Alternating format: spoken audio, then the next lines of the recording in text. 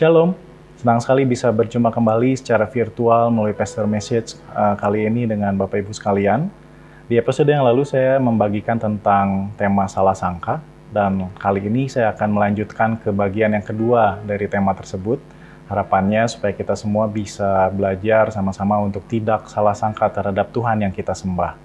Saya angkat dari Matius 14 ayat 22 sampai 25, saya akan bacakan. Sesudah itu Yesus segera memerintahkan murid-muridnya naik ke perahu dan mendahuluinya ke seberang. Sementara itu ia menyuruh orang banyak pulang. Dan setelah orang banyak itu pulang, Yesus naik ke atas bukit untuk berdoa seorang diri. Ketika hari sudah malam, ia sendirian di situ. Perahu murid-muridnya sudah beberapa mil jauhnya dari pantai dan diombang-ambingkan gelombang karena angin sakal. Kira-kira jam 3 malam, datanglah Yesus kepada mereka berjalan di atas air. Saya rasa Bapak Ibu sudah familiar dengan kisah ini ya. Dan di sini kita bisa melihat ini adalah sebuah malam yang panjang bagi murid-muridnya. Dari mulai gelap sampai jam 3 subuh, jam 3 malam murid-muridnya berjuang di tengah gelombang badai angin sakal tanpa kehadiran gurunya, tanpa kehadiran Yesus di tengah-tengah mereka. Dan mungkin saat ini kita sedang mengalami sebuah situasi yang mungkin serupa yang kita rasakan. Kita ada di tengah badai pandemi, dan rasa-rasanya kita bertanya-tanya kapan pandemi ini akan berakhir, kapan semua ini akan berlalu, kapan keadaan kembali normal, dan kapan lainnya yang kita harapkan dari keadaan ini. Dan ada beberapa hal yang saya ingin bagikan pemikiran saya kepada Bapak Ibu sekalian. Semoga ini jadi berkat buat Bapak Ibu sekalian.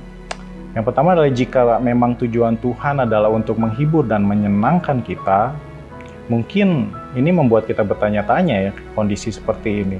Mengapa Tuhan rasanya membiarkan atau datang terlambat?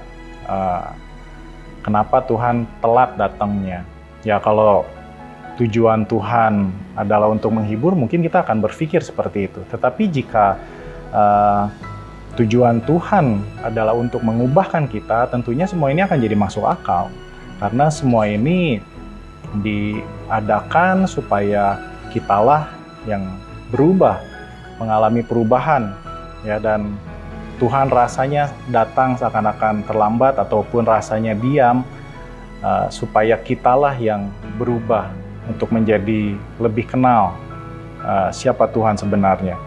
Dan pertanyaan-pertanyaan tersebut yang kita tanya dalam momen-momen ini, kapan Yesus bertindak, kapan Tuhan bertindak, kapan badai ini akan berlalu, kapan pandemi akan berakhir, kapan keadaan-keadaan ini akan kembali seperti dulu, kapan keadaan menjadi normal, kapan ekonomi akan jadi lebih baik, dan kapan-kapan lainnya. Ya, mungkin ini berkecamuk dalam pemikiran kita, tetapi saya mau ajak Bapak Ibu untuk memiliki pertanyaan-pertanyaan yang benar untuk dilontarkan dalam keadaan-keadaan di tengah gelombang seperti murid-murid Yesus ini. Yang pertama adalah pertanyaan yang benar harusnya adalah apa yang badai ini ajarkan kepada kita. Itu yang pertama yang harus kita tanyakan Bapak Ibu. Apa yang badai ini ajarkan kepada kita. Yang kedua yang harus kita tanyakan adalah apa yang harus kita ubah melalui badai ini. Apa yang harus kita ubah melalui badai ini. Karena waktu Tuhan itu tidak didesain untuk membuat kita lega, tetapi waktu Tuhan itu didesain untuk membuat kita memiliki pencerahan atau memiliki pewahyuan, mendapatkan pewahyuannya, not to give us relief, but to give us revelation. Terkadang kita salah sangka bahwa waktunya Tuhan itu selalu mendatangkan kelegaan, mendatangkan kenyamanan, pertolongan, dan sebagainya.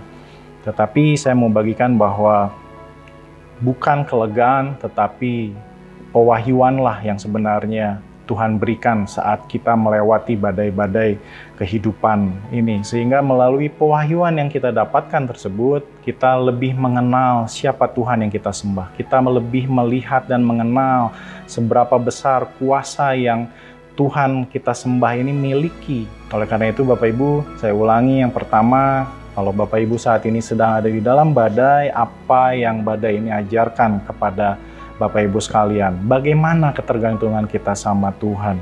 Apakah kita ini terus mengandalkan Tuhan dalam perjalanannya? Ataukah kita terus mengandalkan kekuatan sendiri, struggle sendiri untuk melewati badai ini?